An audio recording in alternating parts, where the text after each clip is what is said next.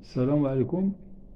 اليوم إن شاء الله نهضروا على كيفاش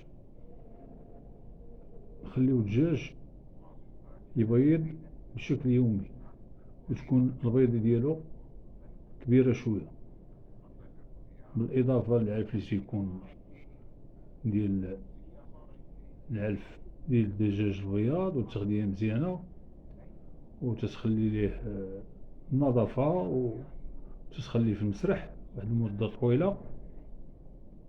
كاينة واحد الحاجة اللي متيتابوش للإخوان، هي أن ضروري جرب هاد القضية، ضروري يوميا تعطيه شي حاجة خضرا، سواء فصاص سواء ربيع سواء نعناع. ضروري الدجاج يستافد من الخاصيات ديال الحاجة طبيعية.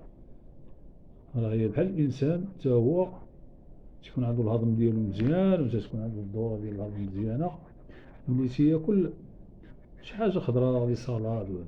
كذلك الدجاج، الواحد ما يركزش على العلف يقول راه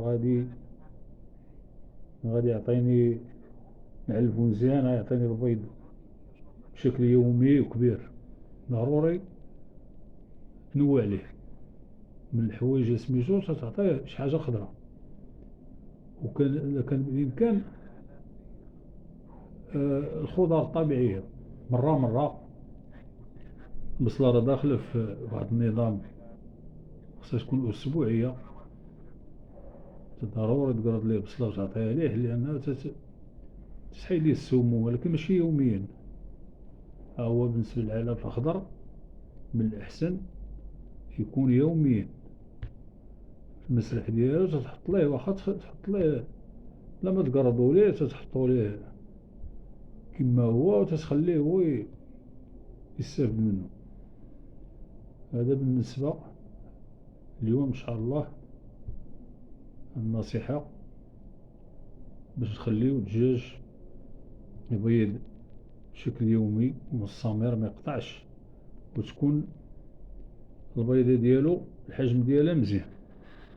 وشكرا إن شاء الله في فيديو آخر، ونتمنى تبارطاجيو هذا الفيديو ليستافد الجميع. شكرا.